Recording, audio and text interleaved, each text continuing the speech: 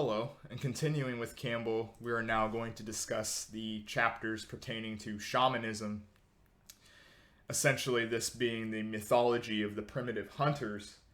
And so, if we could splice together some of his other works with the way of the animal powers, this sort of archetype, if you will, is demonstrated through.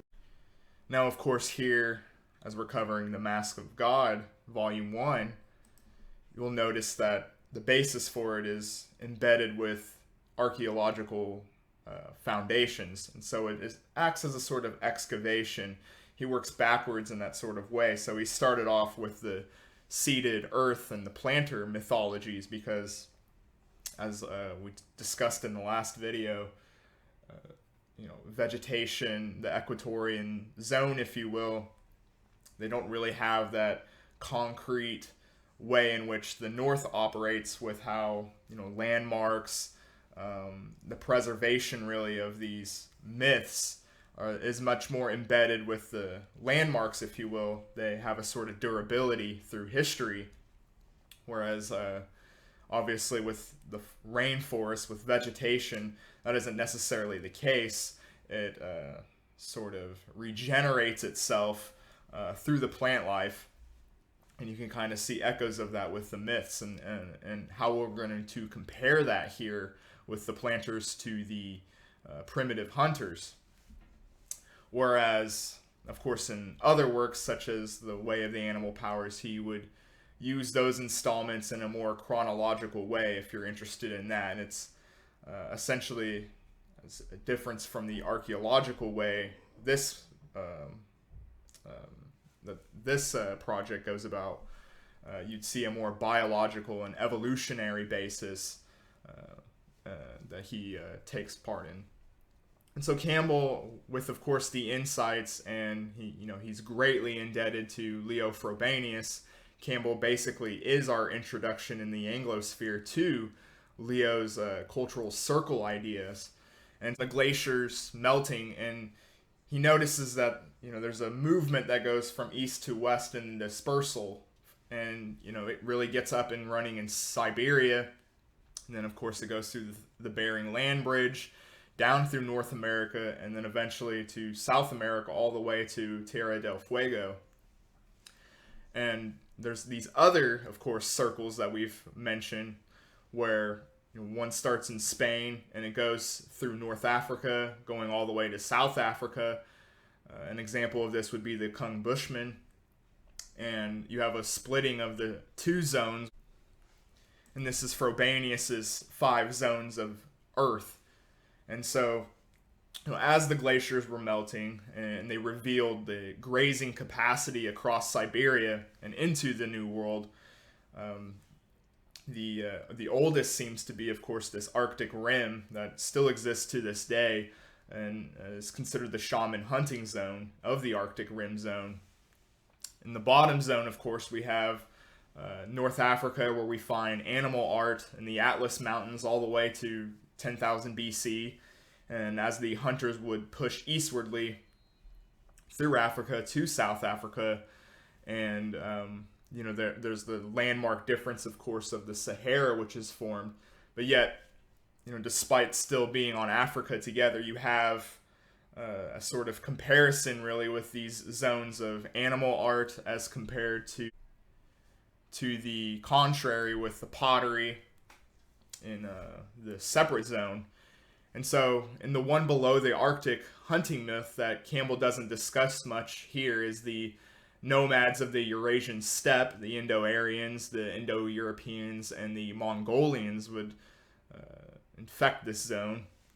And so below that zone, worldwide, extends through high civilization and the idea of the city-state from Europe to Central America, and then down through the coasts of South America with the likes of the Incas.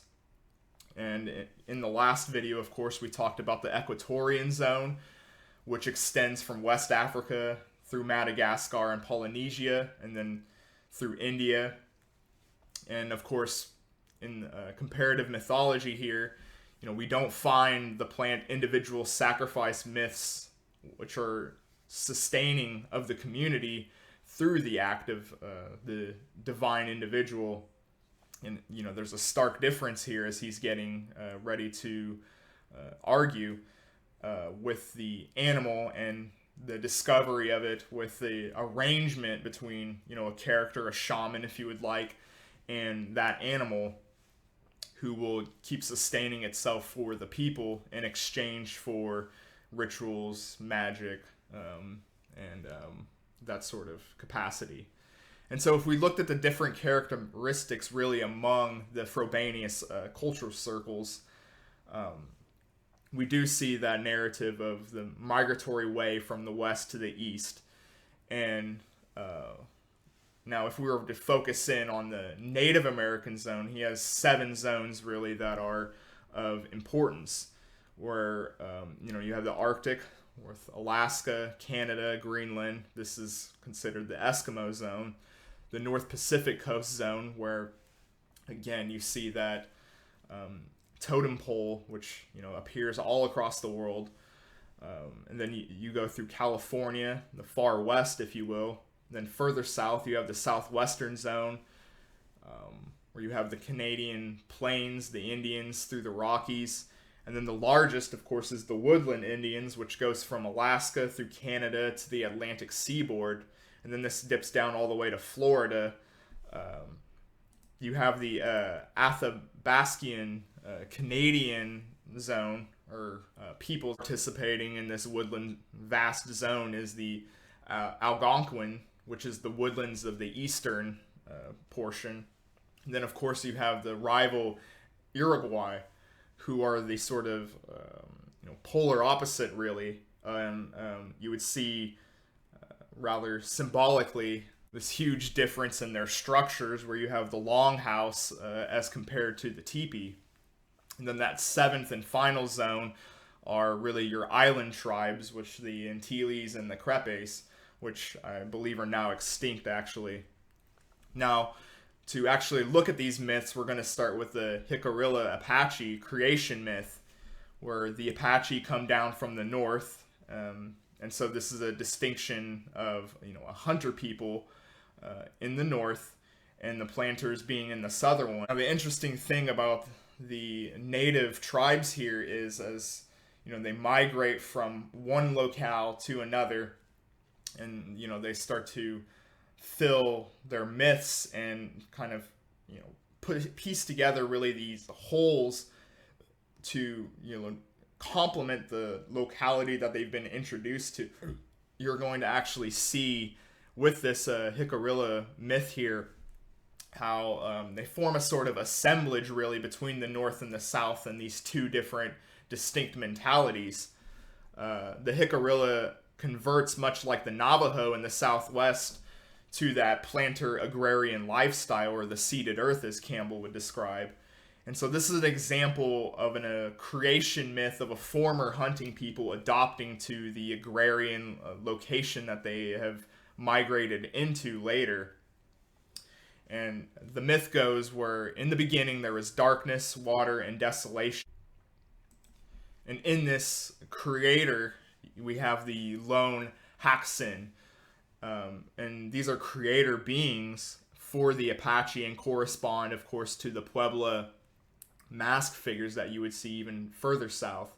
And so Black Haxin creates out of clay the first animals, and asks what can be done as the clay figure walks around and generates the world's animals out of a single being. That's a trope that you would see reiterated and echoed throughout all of these myths here. So Black Haxin creates the first bird out of a drop of water and mud, and the bird takes flight. And then Black Haxin swings around a bull roarer around that emits eagles, hawks, doves. So again, he's a creator here, creating all of the world animals out of these inanimate objects. And so the bird-type beings become hungry, and so Haxin has to feed them. And so he creates, of course, worms and grasshoppers out of seeds, and the birds can't catch the grasshoppers, and Haxin finds that very funny. And then the animals will come to him and ask for these sort of, or negotiate, if you will, as we talked about earlier. And in this instance, they want companionship of man. And so Haxon agrees on the condition of finding these precious metals from across the globe. And so the birds take flight, and all of the animals embark on this sort of quest for all of these objects to bring about the life of man. Things like ochre and clay and gems. And so Black Haxon creates the form semblance really of himself projected out. And he loads with white clay and ochre to represent blood and bones, and proceeds to teach this little creation how to walk and talk. And so eventually, of course, the animals, since they only created one man here, they ask for a companion for man. And you can kind of see an echo really of our creation myths with two animals in the ark, if you will. And so as the created man sleeps, he dreams of the first woman, and eventually wakes up to find her, which again is an echo really to the Christian creation myth. And of course they fall in love, and the animals are thrilled and enjoy this. And as it turns out, though, this setting, if you will, takes place in the underworld, where there's this ceiling that acts as almost kind of like a womb of the sky, where you can rise up into Middle Earth. And this is going to echo plenty of times in all of these different myths here. And in that ceiling is where White Haxon roams. And so the two of them together combined produce the sun and the moon, going from north to south. Of course, that's different from the trajectory today. Now we have the first introduction of the shaman, and pay attention to really how they are treated here. The shaman's foolish capacity, claims that they created these the sun and this moon here, and vow that they've actually created the stars and the planets. And so the moon and the sun disappear in the hole in the ceiling, which is a sort of causal rationality, if you will, for how eclipses are formed. There is a pretty substantial one over the US rather recently. And so the sun and the moon are gobbled up into the underworld hole, if you will. And the Haxons ask the shamans to, of course, bring back the sun and the moon, since they're so powerful and they created it. And each of these shamans have different tricks that they try to do, like the removing of eyes, or the swallowing of trees, and the consumption of even something like a sharp-tipped arrow. But of course they cannot resurrect the moon and the sun. And so the animals themselves go to the four corners of the world to no avail. However, they do bring back these basic food staples. And of course the Haxon, who are the mighty godlike creator figures here, they intervene to these foolish shamans, and they bring about these four thunderbolts assumed from each direction. And they create four mounds of dirt, and this converges into a single mound rising up. And the Haxon appoint 12 shamans, 6 blue and 6 white ones, as well as 6 clowns, which are added.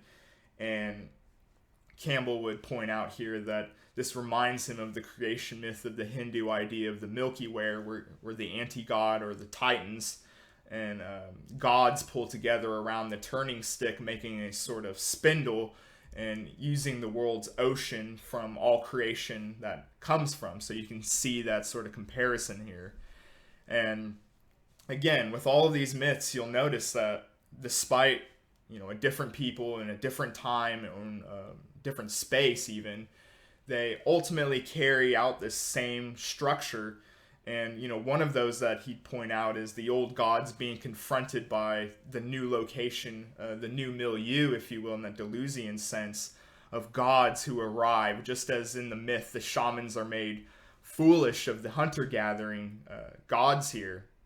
And so now we have moved to the horizon of the priest, who is coming in and taking over the order, and the Haxon, who are now the divine. So the mountain, the hill that we just discussed, reaches the hole in the ceiling with 4 ladders to represent the entry into the Middle Earth. And so just as the example of that maze myth that we talked about, where half of the myth revolves around the shaman vision quest and a difference between the hunter and the planters, or the shaman and the priest.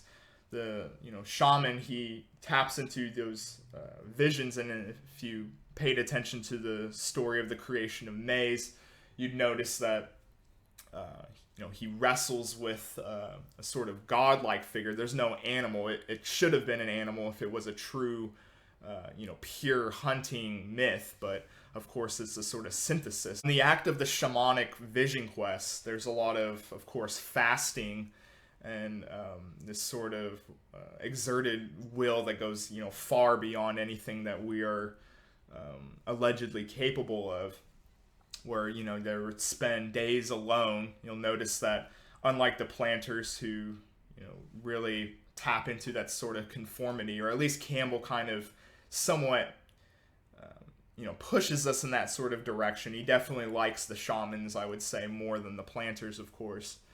And he's trying to show that difference really between the vision quest, the individual who is enlightened, as compared to really the priest who just simply codes into what the community is expected.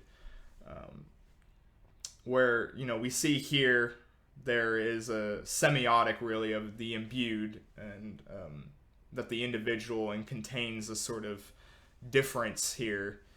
And in the instance of the Ojibwe, the being that appears would have been, of course, an animal, but is the food plant who comes to him in the shaman structure.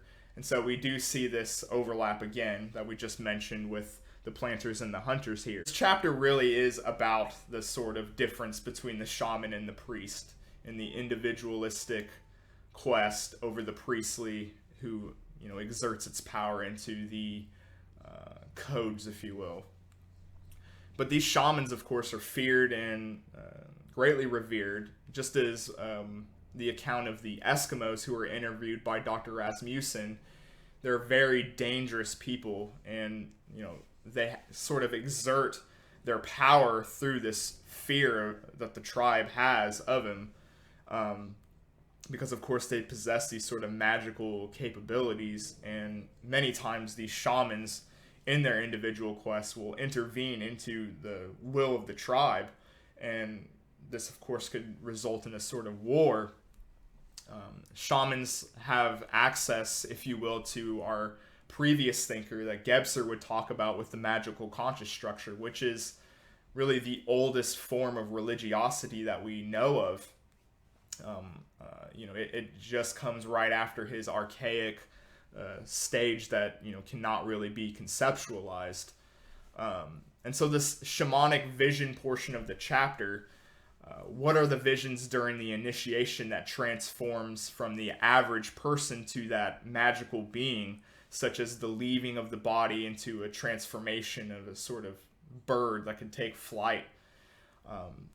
In the account of the Siberian shaman, Semyon, where he discusses the structure of the shaman who is pulled apart after death, you'll notice this trope here where the shamanic body is ripped apart by the divine or the ancestor, and eventually, of course, they are put back together. This is a primary structure here. And as we'd see in Greenland, this account, but I don't think that this is actually in this book, there's the polar bear eating the old shaman, who then is vomited back out. But as he's vomited out, he's, of course, mutilated by this giant bear. He comes out actually whole again, but he actually has even greater magical properties than he did last time. And so again, just like we found out with Siberia here, the shaman is killed and torn apart in opposition to the food plant myth, where you have the planting of the head as the sort of seed, where sustenance is brought about for the greater community, acting upon as a sort of seed. Whereas with the shaman, the individual is reconstructed as a more powerful being than he was last time. And so moving along, then the Central Australian tribe that Spencer and Golan give account of, the Aranda account, where the individual takes off their clothes and awaits being shot in the back by an arrow that actually pierces all the way through to the front of the face. And these shamans apparently will have, this distorted, and actually you would find that many of these shamans are very deformed individuals, as it turns out.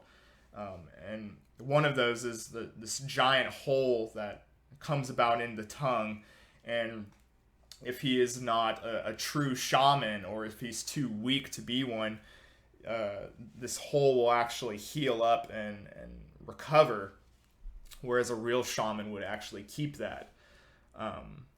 Now, here we see, after he is shot with another arrow and dies, he is taken by his ancestors to the center of the cave, where he's stripped completely of his innards and organs to be replaced by quartz that are magical. And so these quartz act as a sort of way that could curse or bless someone. This is, again, that sort of ritual where they become the shaman instead of just a normal, ordinary being. And so the shaman is totally different being than what we would consider, and he must endure a sort of fast away from shamanic practices for a year.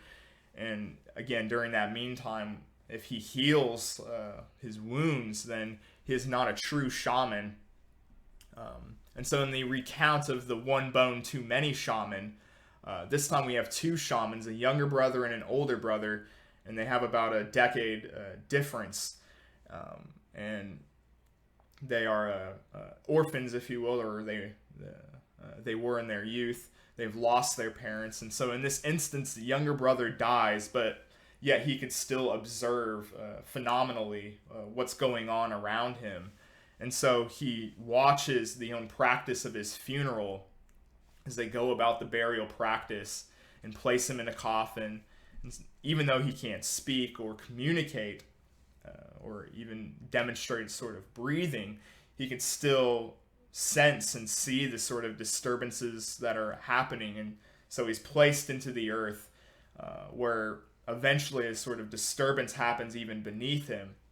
And a bull rises up and takes him to the underworld, and eventually he is transported to the doorstep of the old man who lives with his sons. And he takes the body from the bull and puts the body into his palm, where you have this weighted judgment motif, and he judges that he needs to be taken to the earth.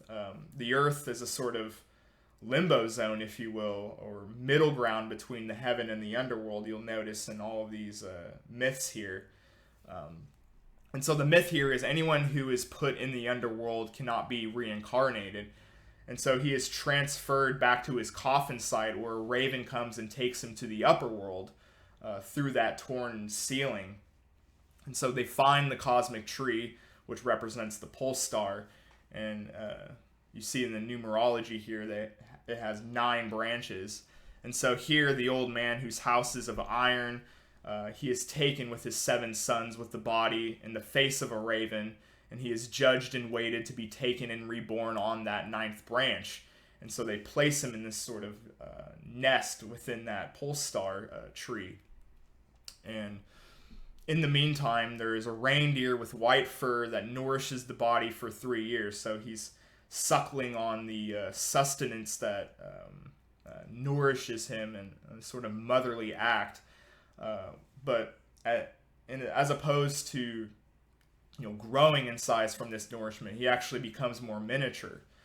But he's seeing the happenings of the upper world, and this brown-faced woman who is taken, and they're celebrating her spirit entering, and then a doubt is instilled as she is taken into an iron home where the shamanic ritual begins, the drumming that we'll talk about, and there's a song and a dance. And so he comes to the upper world and transforms his body into a bull and breaks open the iron barn and takes that woman back down to earth. And so the old man who is overseeing in that house is not happy with the events of the sickly woman, um, and wants to retrieve her soul. And so the implication here in this myth is that her soul has been taken to the outside of Earth, and the old man requests another woman be brought instead. And so this time it's a pale woman, and obviously they're concerned that the shaman is going to come back up as he just did, and take her soul too. And so the shaman drum again begins, and he goes to the tree that she is harbored in and takes her back down to the world below. The old man, of course, wants her back and sends her sons to bring her back this time. The sons defend themselves with fire sticks before burning the shaman as he tries to get her back. And in this case, she is a woman who has died on Earth. Meanwhile, Ija has witnessed this for 3 years with the white reindeer, and the old man reborns Ija to the world below, where he is a blank slate with no memories of his former 20 years, and to also forget the happenings of the pole star tree until he's old enough in adolescence to recount this. And so you have an interesting aspect here that's I think important to bring up, how we see with interviews, certainly in the Asian zone, where the past lives are brought up with these adolescents, and I think it's interesting to put that here with this myth, where he starts off as a blank slate, but as he grows and goes through childhood, he's actually able to recount these memories of the pole star tree and his former life with his brother. And so he decides to actually visit his brother in the past life that he lived. Of course, the brother doesn't recognize him and sees the happenings really of him, or the community around him since his death. His wife, for example, is already remarried. And so time goes on as he continues to act on his shaman destiny, if you will. And before one day, a shamanic festival, he sees a shaman, or a rival one, who transforms into the bull, and he recognizes that this is the same bull that interfered with the pole star tree, with the old man and his souls. And so the rival shaman also recognizes Ija here, and noticed that he was on the 9th branch in that nest, nourishing from the white reindeer. And he exposes to this festival that his past life, and of course this upsets him, and pretty much asks for a duel, really. And so the rival shaman warns him that if he is going to retaliate against this disrespect, that he must be consumed, because he's going to become a more powerful shaman from a rebirthing in that 8th branch. And so the myth really ends here with Ija taking the life of that shaman. And so really this myth shows that shamanism, from the inside, and sees from the other world, where they ascend beyond the earthly state into the transcendence of that shamanic journey. And as well, this gives an insight into the rivalries among these magical beings. And as he was stripped apart and had his organs replaced with this new becoming of a magical being, we see here that sort of motif of the inwardness that is required in the vision quest, or the individualistic mentality of it.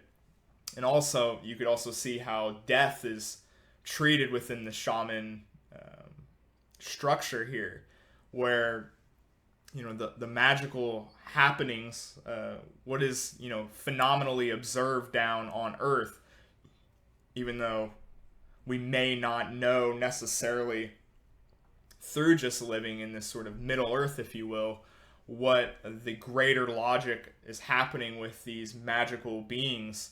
And so in a way, all deaths are perpetuated in a logos beyond the earthly experience and into the realm of the magical conscious structure. And so what may be considered chance, or just chaos, if you will, to use Deleuzian terms here. In fact, we could perhaps somewhat talk about the ion game, where you have his structures really of chaos and complexity within the game of chance. But here we're seeing that these shamans are able to rise up and actually participate in a sort of order, a sort of consistency, if you will, with something like the body without organs that we may not be able to perceive down in the earth, but here in this myth, each death, there is no mistake, whether it is illness, whether it is a sort of a wronging and death. These could perhaps be curses. The recapturing of the soul, if you will, could perhaps be again with a shaman coming up through the heavens to bring them back down. Think of something like a near-death experience or something like that. So it's interesting to perhaps see here and point that out to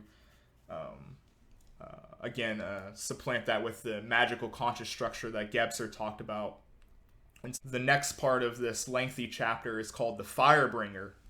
So Campbell here is showing the myth of the shamanic trickster, which is a characteristic in the native stories here, where you have a trickster shaman who is really whimsical. He doesn't really have much of a sort of ulterior motive other than trickery and sort of humor and entertainment.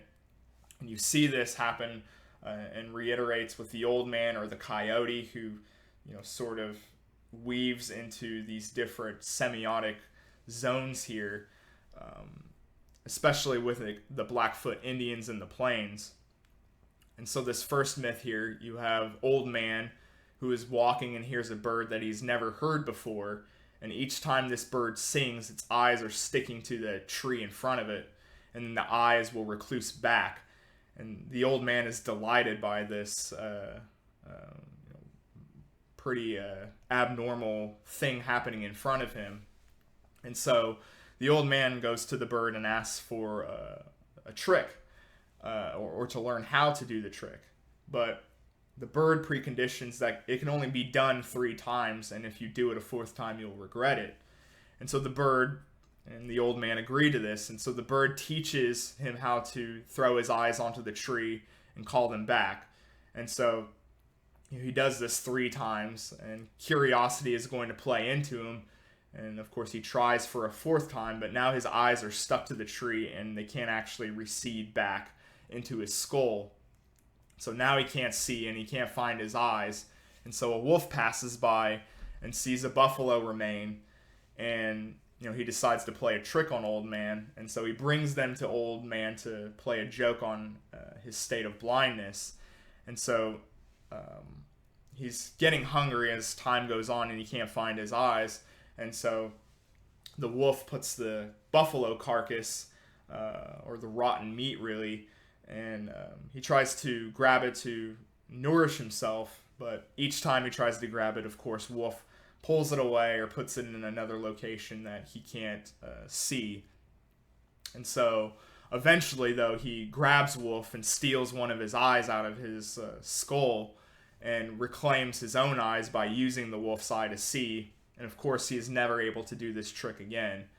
And now we have a different account here where old man is seeing a campfire burning with rabbits, and these rabbits are throwing themselves to the flames, but of course they pull back before they're actually truly hurt. And so they're singing a sort of magical tune that actually protects them from burning up. And they're having a great time doing so. And so old man sees this and he wants to participate. And so he asks the rabbits to teach him this song so that he can play with fire without being burned as well. And so they show him the song, but request that he, of course, not lay too long in the fire. And so the old man lays on the fire as he's learned this tune now. And he gets up and, he's kind of like playing with that time limit there. And, he really enjoys the trick. And so he wants to, ask the rabbits now to lay with him in the fire as long as he has. And of course, when they go to do this, Old Man covers them, and they lay down, and he fries all of the rabbits except for one rabbit who, claims she's pregnant. And so he actually lets the rabbit go and lets her live. And this, of course, prevented rabbits from being extinct. But this explains the origin of the print of the singe pattern on the rabbit's back to this day.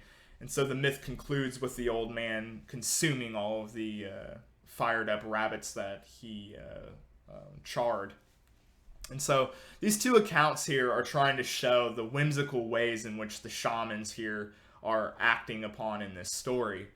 And moving, I think there's 3 more here. In the Northwest Pacific coast, the woodland Indians have the character raven instead of Old Man, so you have a difference here. Where in this character, he is a great hare, rabbit, or rabbit.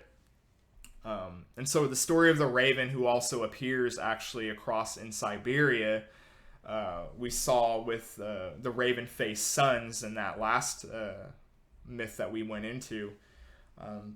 The 4 characters, the main character here is Universe Man, the other raven who is the embodiment of his essence in a reflective way, and there's this sort of dualism here of, or a yin and yang effect if you would like, and Universe is married to Rain Woman, and so Raven and his son are down on Earth, and they're being flooded out constantly by these downpours, just these torrential rains that keep falling on them.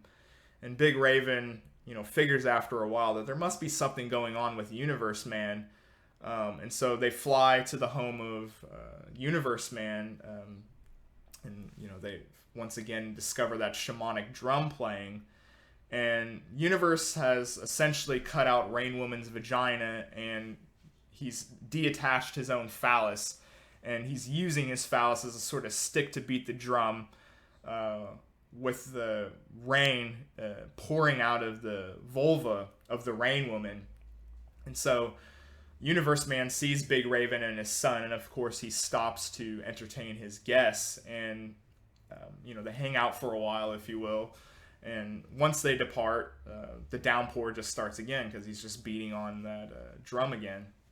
And so Big Raven decides to transform into this small hare here on the floor of the universe, and he keeps banging on this drum. And so Big Raven eventually decides to put Universe and Rain Woman to sleep. And when they go to sleep, he retrieves the vulva and the disassembled penis and sets them under a flame. And when Universe Man gets up again to resume the drumming, the water doesn't produce the rain because he supplanted it in fire. And so there's no downpour anymore, even though he's able to beat this drum.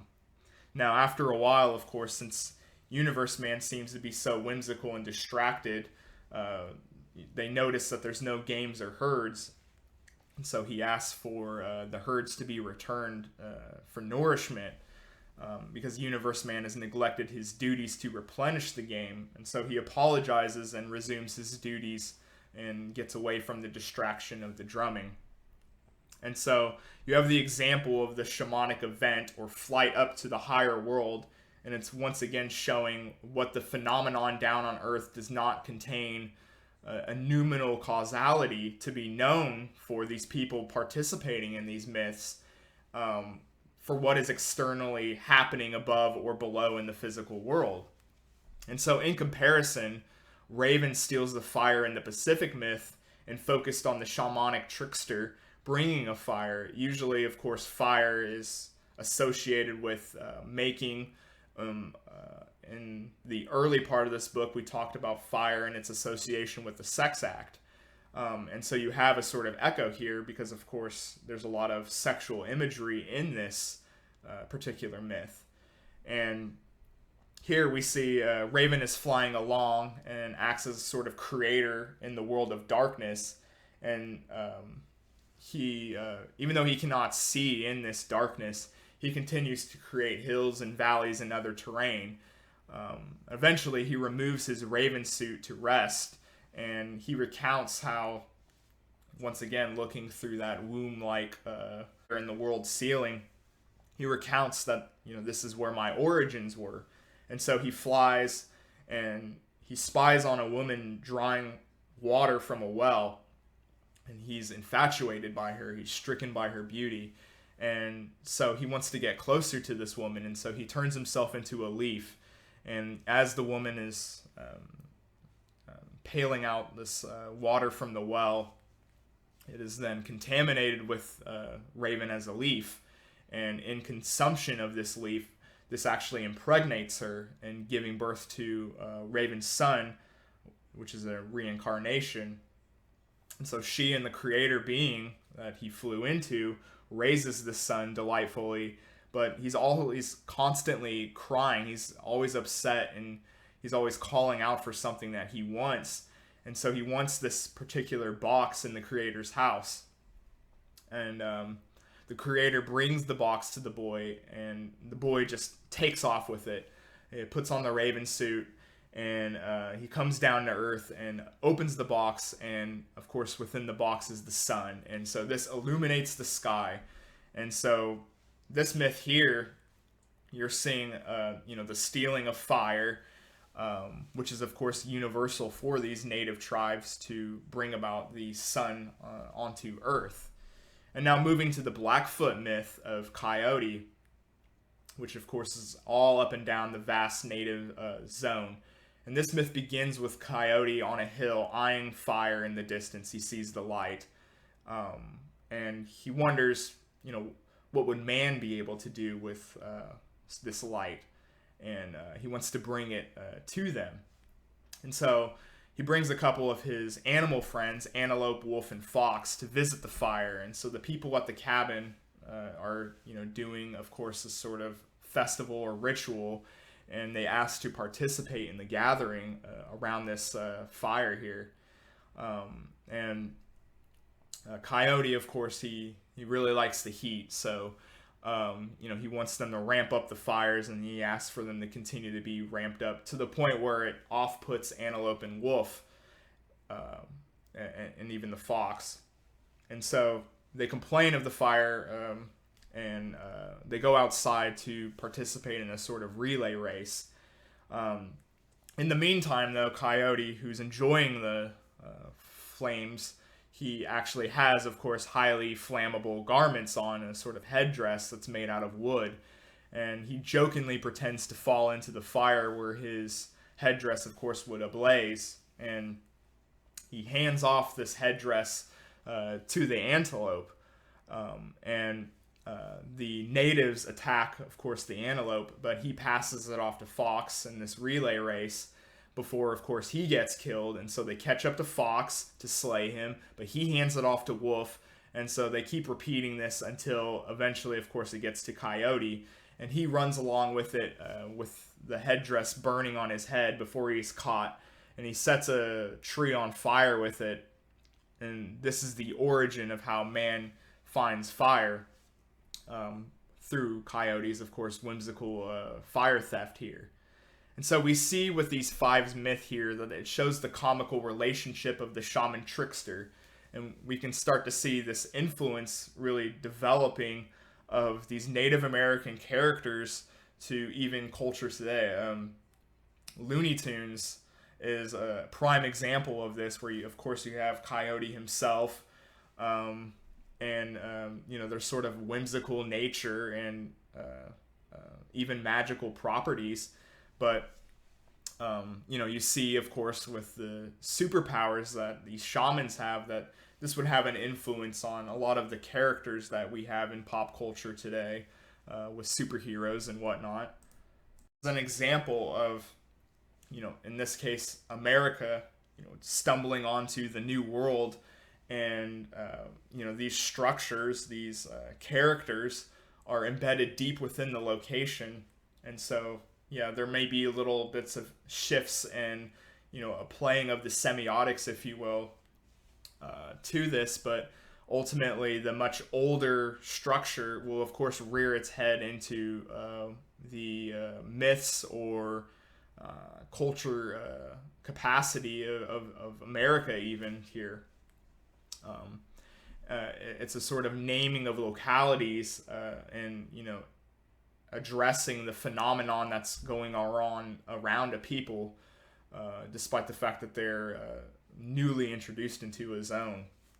And so Campbell concludes with the analogy of the shamanic firebringer and compares it to the Western Prometheus fire myth. And so just in the same fashion that Nietzsche contrasts the biblical myth of the fall with, of course, its feelings of shame and guilt, whereas, of course, in the Greek myth, this is ramped up. This is a celebration of Promethean fire.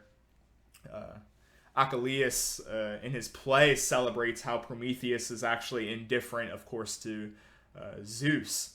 And this ultimately, at least Campbell's trying to set up here, that this is the birth of the Western attitude.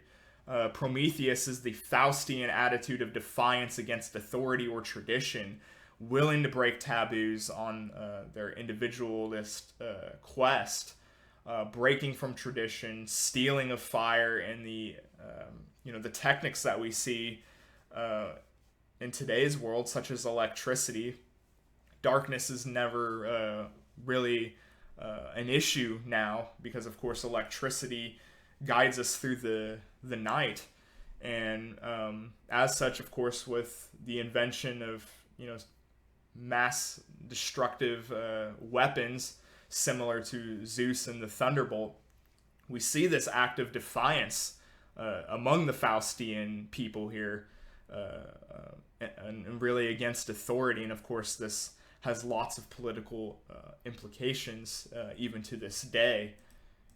Now Campbell then, of course, would contrast with the book of Job, which of course is one of submission to the will of God. And there's always demonstrated, though, in, I suppose, a greater structure here of the tension between the divine and man, and this historical precedence all the way back to the Hebrews and Greeks.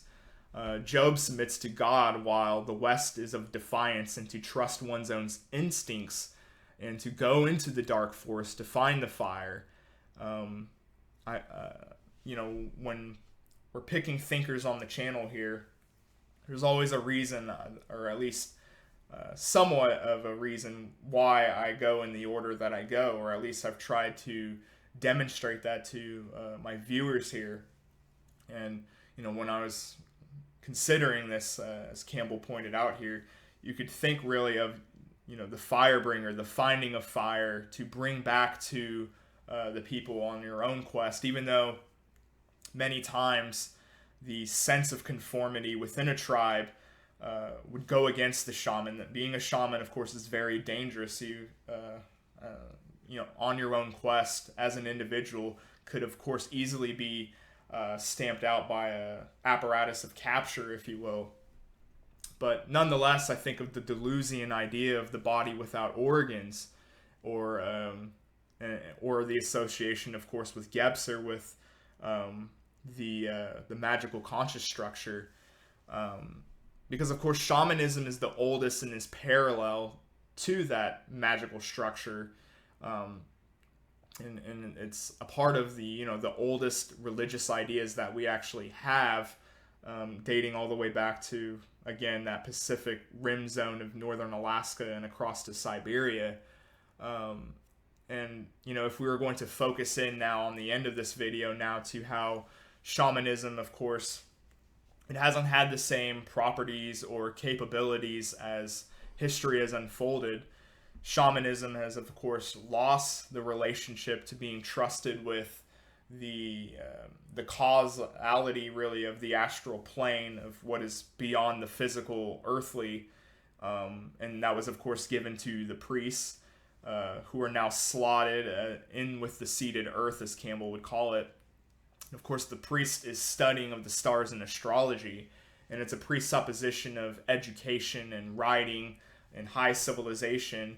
The priest must understand, of course, this sort of scientific rubric that the solar cycles and the will of those stars, and the way of the celestial light, and how this actually plays into the construction of a high civilization, the mythical conscious structure and the guards of fate, as Gebser would say.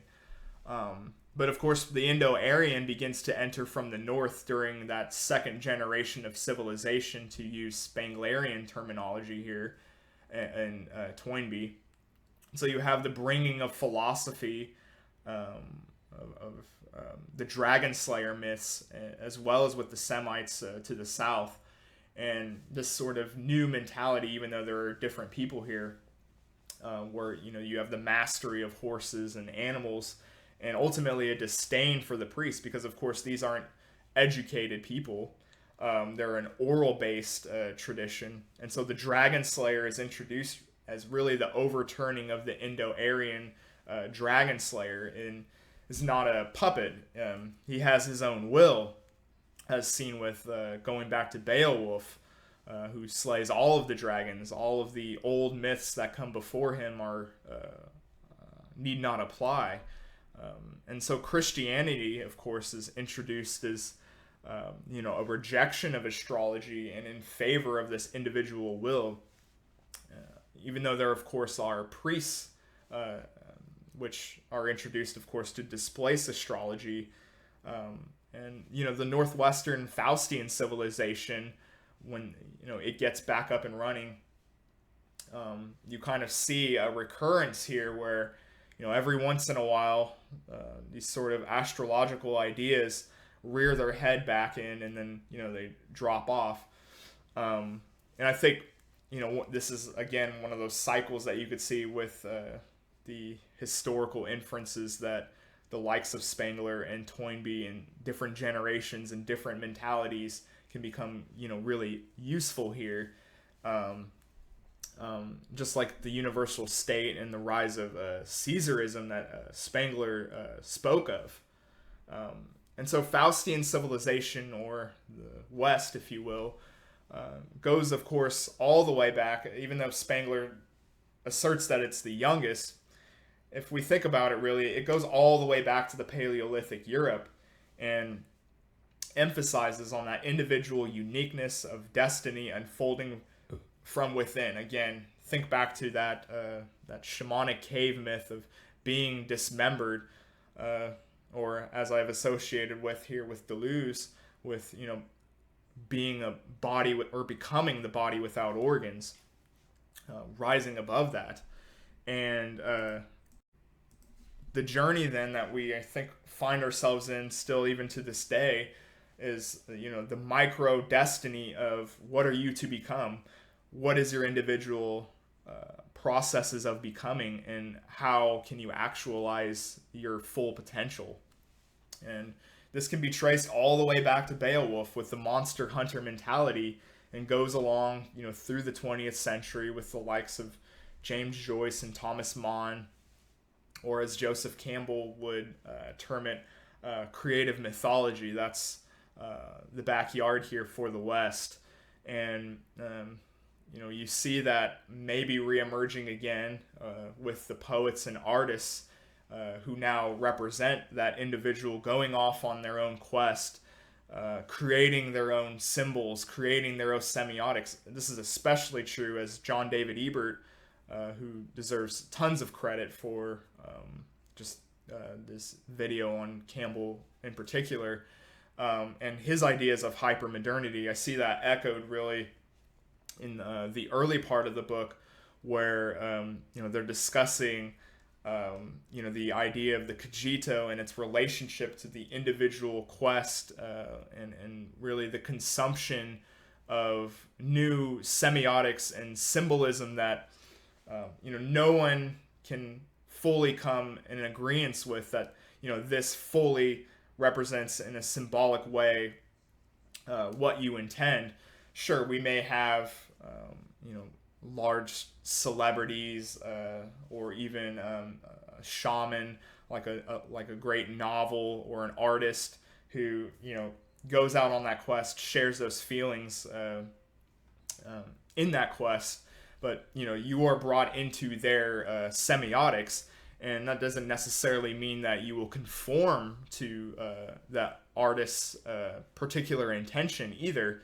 And I think that in a roundabout way here, you could kind of see that playing even in the hypermodern space that we find ourselves today.